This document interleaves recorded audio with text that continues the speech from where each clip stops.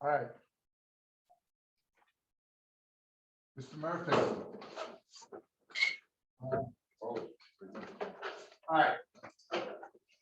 How do I find consumer surplus? Like Graphically. They ask for producer surplus, right? How do I find producer surplus?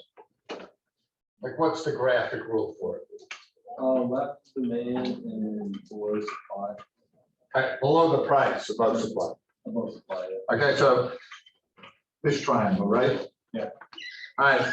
That being said, what did they ask? The total producer surplus? Yeah. Okay. So what is the total producer surplus? 200. All right. So the height is 20, right? And the base is 20. And you got to divide by 2, and you get 200. All right. So when they say show the work, this is kind of what you would need to do, like, you know, 1/2 base times height, 20 times 20 divided by 2, 200. Any questions on that? You good, Tommy? Yeah. I didn't lose your quiz, huh? Nope. Mr. Brown didn't come in, that's why. If the government imposes a price floor at 16, Tommy, is there a shortage, surplus, or not, neither? There's going to be a shortage. Okay, so at 16, I'm right here, right? You're saying it's a shortage on a price floor. Wait, on price floor? No. That's what B is, right? Price floor. Oh, then I read that wrong. Okay, It would be neither. okay. And how would you explain that? It's not a binding, so it doesn't like do anything. Really. Right. Yeah, I'd say it's not binding, it'd have to be above. Okay. All right. Charles, how many hours of sleep did you get, Charles? 6. Woo! Charles, you should be like doing jumping jacks, bouncing all around. Why are you sleeping so much? Oh. Nice, right? All right. If instead the government imposes a price ceiling of 12, Charles, shortage, surplus, or neither? It'd be a shortage. Okay, because it's binding, right? Now, how much would that shortage be? Evan? 12, right? The shortage is from where it goes through demand, right? So they want 24, we're supplying 12. There was a question similar to that on the quiz, and a lot of people got it wrong. Like with this graph, like over here, 43% of us got this wrong. And I was surprised.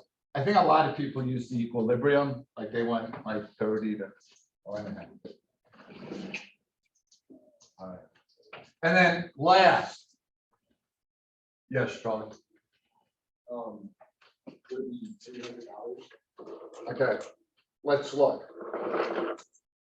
You put the line from 10, right? Yeah. So your height is, did you have 30? I said, yeah, because it's from 10 to 40. Right, and your base is? Base is 20. No, from 10 to 20, Charlie. Oh, So it's 10, right? yeah, so it would be, that would be 15, I mean, 150. 150. 150. Okay. Any questions on this? Yes, sir. Say that again? Yeah. All right. So the government imposes, so all you can make is 10 units. So that's all you can make. So the dead weight loss is here, here, and here. So it's that triangle, which the height is 30, and then the base is 10. Okay. I wish I could, like, yeah. Robbie, we good? Okay. Any questions? All right. If you take out your quiz from yesterday, I'd be more than willing, if there's anything that bothers you, that you didn't understand, that you'd like me to go over. So when you redo the quiz, for those who are redoing it, you get them right. Because the graphs are, the questions are very similar. So any question someone would like you to go over? Yes, sir. Which text do you have? Refer to 414. All right, so here's where they're looking here. Which of the 4 panels for pizza delivery in a college town? So when we go from summer to fall, are there going to be more or less kids on campus in the fall, Bobby? Market size increase, demand shifts right. Was it A, panel A?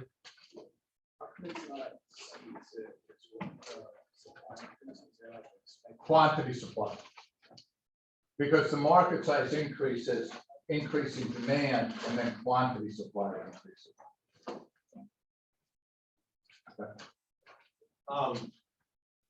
Would, You want to talk about peanut butter and no, Oh, same one. Since there are more like students on campus, I know it's not like specified, but could it be possible that like there would be more employees in the pizza delivery industry?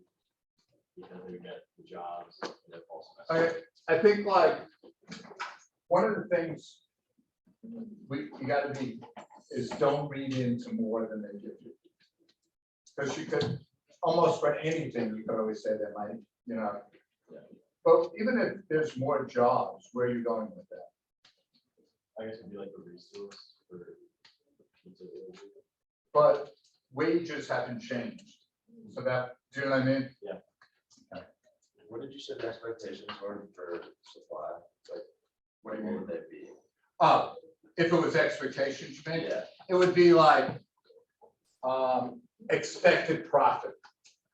Or prices are going up in the future. What should producers do now? Okay. Any other questions you'd want me to go over? Sean? For like the quadruple shifter one, if we just draw 2 graphs, we can just find it out by drawing just. Yeah. Like I did that here, Charlie. So what was the first thing? Like the price of peanuts went up, I right? got the questions right. No, I know. But so I did that, and then you did that. And once you got the 2, you were fine. Okay. So that works in the future. Yeah. I don't think you'll see that again. I don't understand why they did it. Any other ones you'd want me to go over? Barry, you said there was one you didn't. Yeah, I have no idea where I can like quiz. So. Here.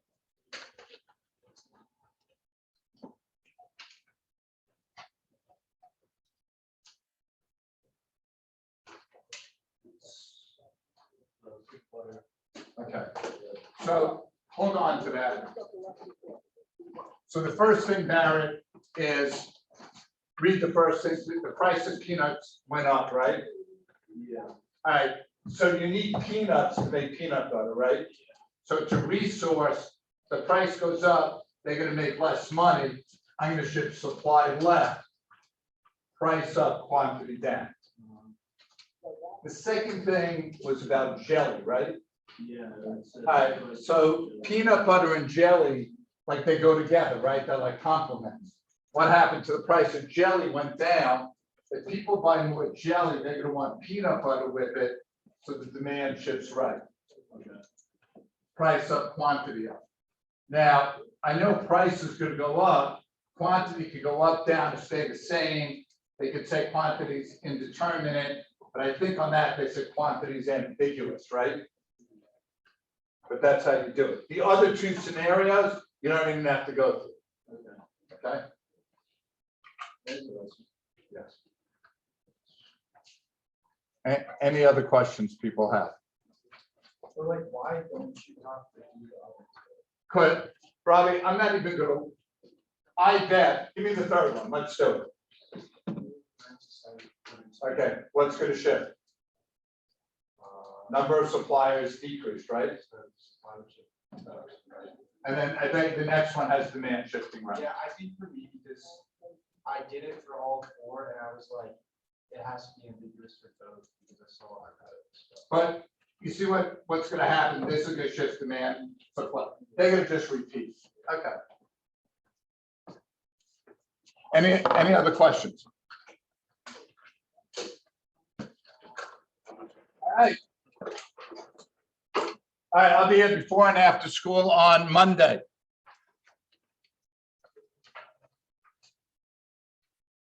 All right, Nicholas. Lord, thank you for gathering us here today. Help those that are abroad in state right now. Help them stay safe. Help us learn a lot today. St. John Baptist was Pray for us. Okay.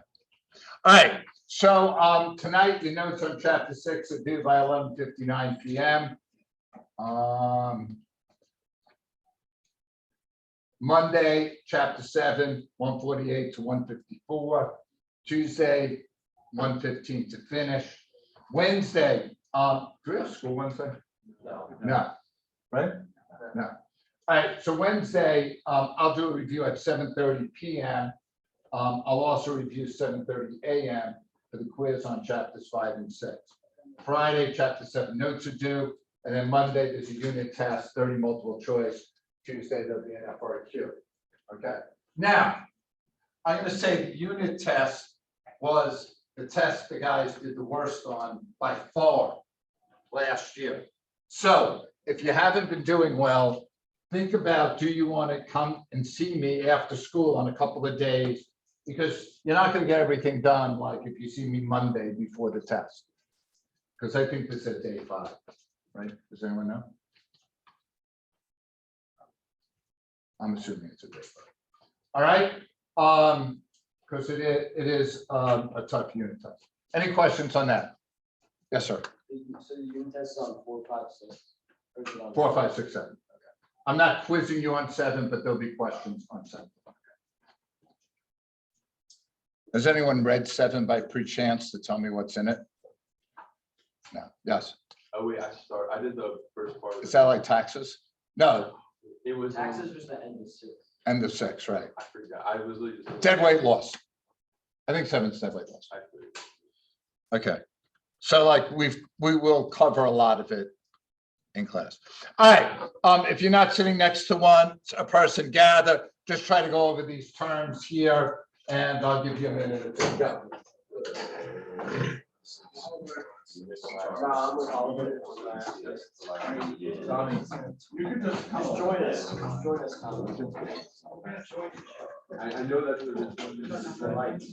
I was like, how resistant is to.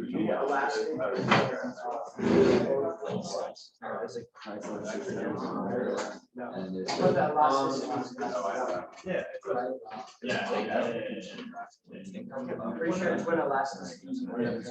Yes. Income goes up, demand goes down. What type of goods? It is Income goes up. Oh, so that, oh, I know.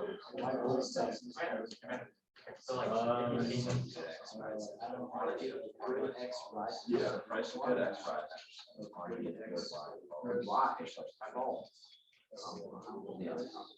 It's not that it's quantity, it's quantity. The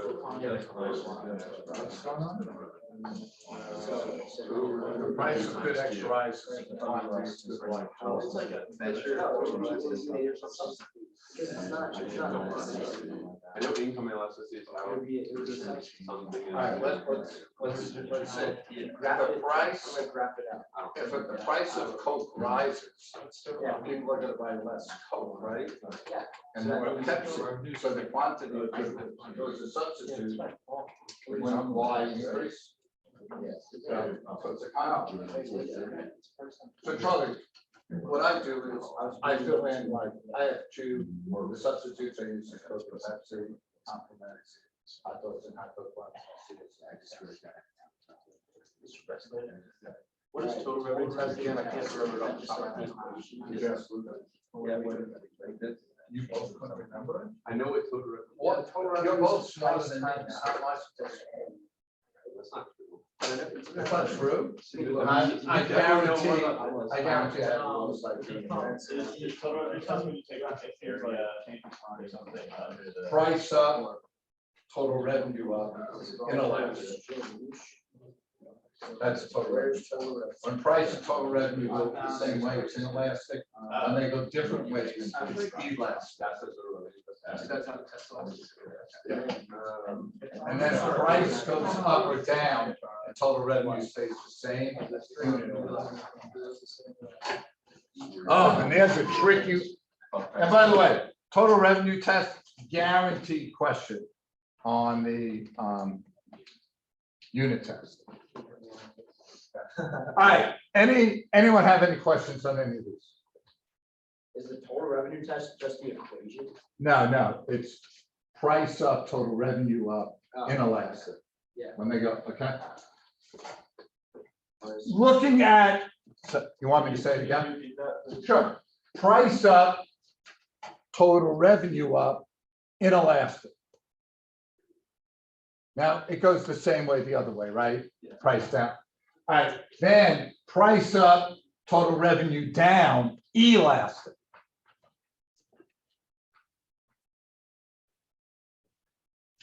And then the last one would be price up, total revenue the same, unit elastic.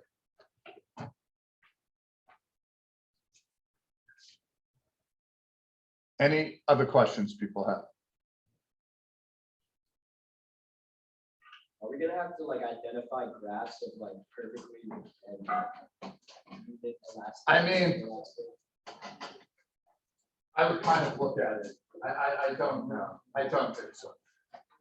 Here's what I think killed the guys last year. They went in memorizing like, what is an inferior good? What is a normal good? And they're never going to ask you, an inferior good is one, demand up, income down. They're going to give you the scenarios. And they were last year we had a really hard time doing the scenarios. So like these type of things, they're the ones you've got to, and by the way, on the quiz, a lot of people got, was it a compliment? I forgot, was it a compliment or a substitute the question, but a lot of people got that one wrong. So these are the type of things. I will also try to break out this weekend to tell you like there's 6 questions on substitutes. There's 3 questions on the total revenue test.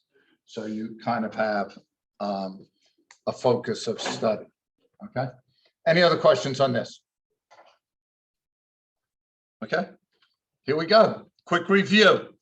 I think I put this, did I put this graph there on the next page? All right, give me consumer surplus, producer surplus, and total surplus. If you like it then. Oh, no, calculate, sorry. Calculate, sorry.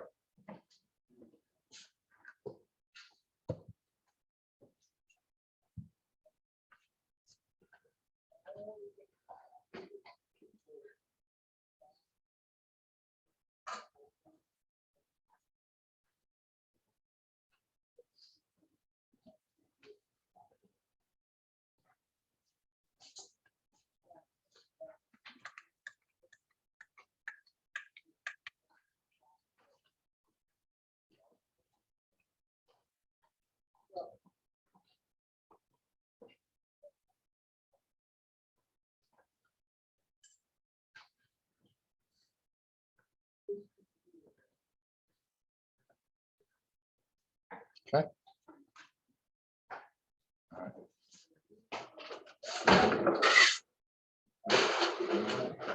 All right. Evan, just.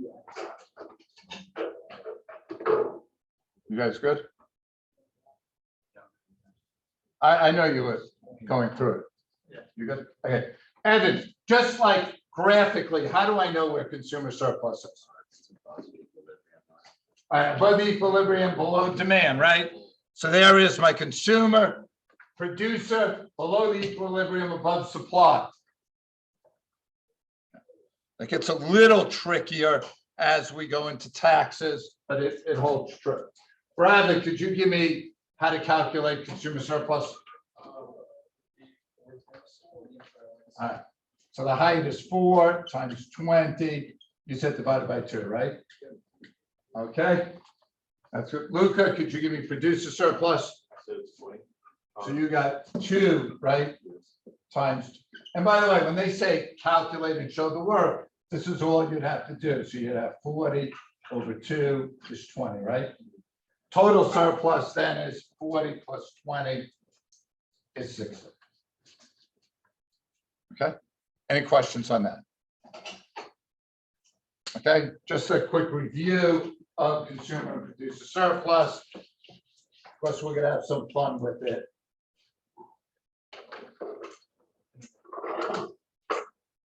Okay. All right, here we go, excise taxes, all right? Excise tax is like a rat nest. It is the tax that's gonna shift left. And I know, like, I printed these out in yours, right? It's a per unit tax. So on the unit test, if it says an excise tax, you can't raise your hand and ask me to come over and say, is it on the producers or the consumers? All right, it's by definition on the producers. Now, I like cigarettes is a good example. Gasoline is a good example. For every gallon of gas, there's a tax put on it. For every pack of cigarettes, there's a tax put on it. All right. Now, hidden in here is what I call a lump sum tax. That would be, instead of charging you for every pack of cigarettes, that they tax the cigarette industry, say $100,000. Okay. Now, for this unit, do we need to know about lump sum tax? No. But it comes in handy next unit. Okay, so here's like the type of things they typically tax: cigarettes, alcohol, gas, all these things that they supposedly want us to do less of. But the truth is, if everyone stops smoking cigarettes, the government might go broke. I'm assuming where marijuana is legal, they tax that, but I don't know. Okay. I'll give you a second, just draw the X for the graph.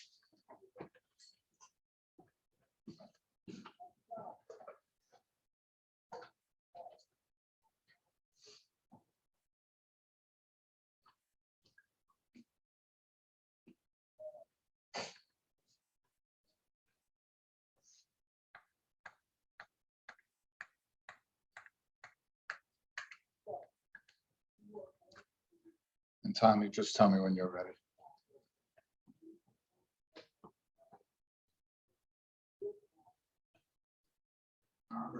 Okay, Tommy, you're a rat nest expert. What's going to happen here when the government sets a $2 tax? It's gonna shift the supply curve to the left. Okay.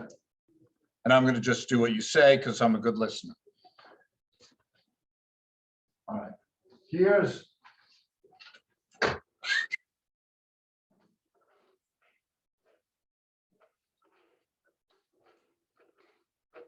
for it to be a $2 tax. The difference between the supply curves has to be $2. So what do I mean? I'm going to go from the new equilibrium straight down to the old supply curve.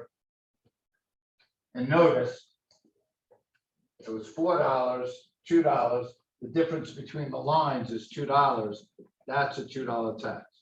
It is not the difference between the two equilibriums. The total tax is the difference between the two lines. Now, how about if I took this spot between the two lines? Straight up. That would be 5 minus 3, $2.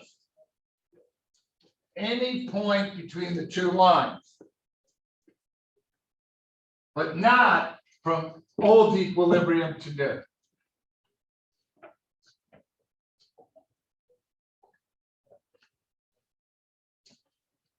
Are you stretching or you have questions?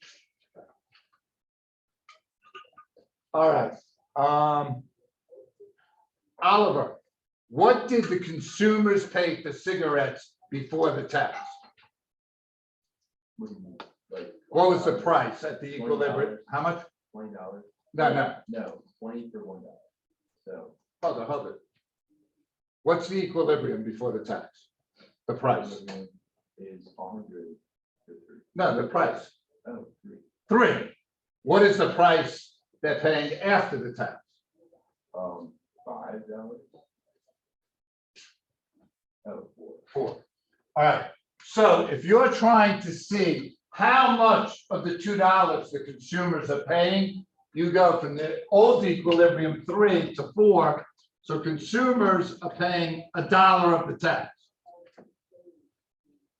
Right? Questions?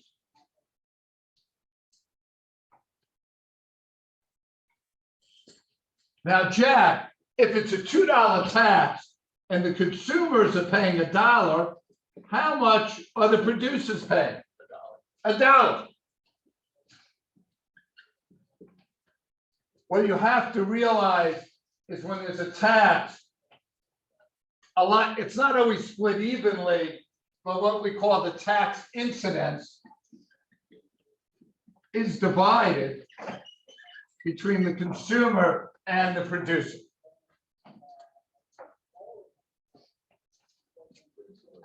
Go. You said the consumer tax and the producer tax both one. In this situation, yes. How do you find that? Okay, so Oliver told us the original price was $3. The new price is 4, so that went up $1, right? Yeah. Okay, I know. Oh, you're right. You got it. I know that the tax is $2 because that's the space in between the two lines. So $2 minus $1 gives me the producer tax as $1. Okay. This, it looks like it doesn't actually change like the quantity of supply there, does it? Yeah, we went from 100 to 80, Oh, right? oh, yeah. So is tax incidence always gonna be split even or? No. So, Just this one happened to be. because it's, I forget what it said on the notes, but it's like it depends on some of the prices. The elasticity. Yeah. Like if demand is inelastic, you're going to tend to tax the consumer more because the quantity changes less. So sorry. So how do you calculate producer tax? And it's consumer tax minus 1. Yeah, it would be total tax minus consumer tax. Total tax. Okay. Now, remember I went from the new down. This box represents tax revenue. And think about it, right? If I asked you to find the tax revenue that the government's getting, they're getting a $2 tax on 80 units. That'd be 160, right? Which is the area of that box, right? So is consumer tax a given? What do you mean? Like, will we be given the consumer tax? We will not. You'll have to figure it out by going from old equilibrium, the difference between the old and the new equilibrium. Okay, that's fine. We're new at this. Charles, how do I graphically find consumer surplus? Like under the demand above the 4. Yeah, so I've got consumer surplus here. Charlie, get your thinking cap on for this one. Charlie, I'm selling the cigarettes for $4, right? Yes. But as a producer, how much of that 4 am I actually getting to keep? 2. So the producer's price is really $2, right? Yeah. How do I find producer surplus? Would it be under 2? Under the price above supply. Perfect, Charlie. Good job. Right there. So in this case, would it not like, just like have it go? Yeah, I mean, if we drew it down, And then that's how you, I mean. Yeah. Yeah. okay? Now, total surplus is consumer surplus plus producer surplus plus tax revenue. Okay? So when you're looking at total surplus, it's the consumer, it's the tax revenue, it's the producer surplus.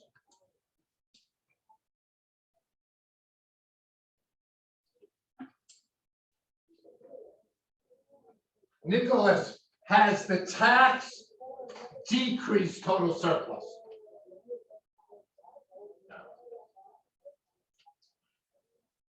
Look again. Yes. What do we have here? Difference. We have dead weight loss here. Okay, the dead weight loss caused by the price of cigarettes going up to $4, and Jack saying, I'm not spending $4 for a pack, driving him out of the market.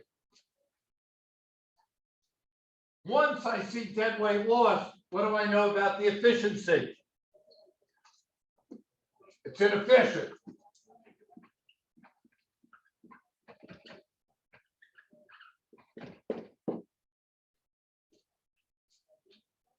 All right, any questions? We just covered a lot in a short amount of time. Do you have any questions?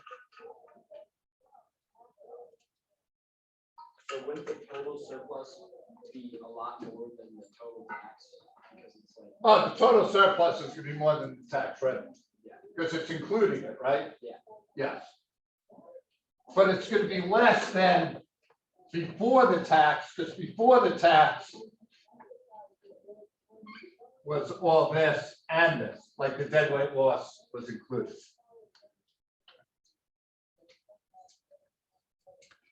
Robbie, you're staring in. Is there a question you have? but consumer surplus and consumer tax are always the same. No. Here's consumer surplus, right? It is that, yeah, it's not always the same. All right, let's look to see what do.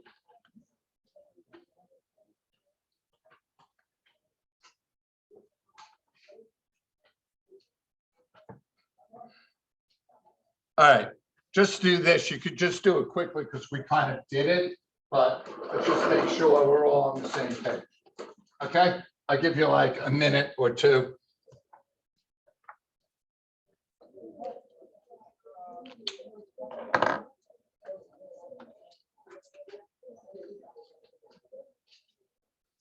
Did I print this in your notes or no?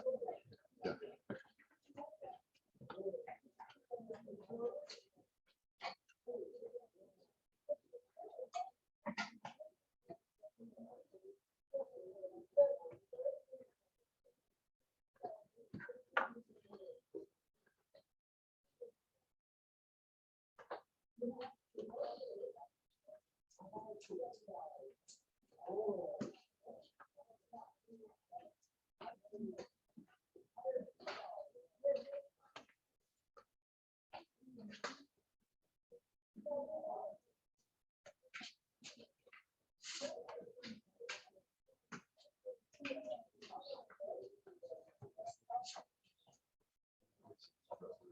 To find the total surplus, you would add all these, you would add factor into surplus.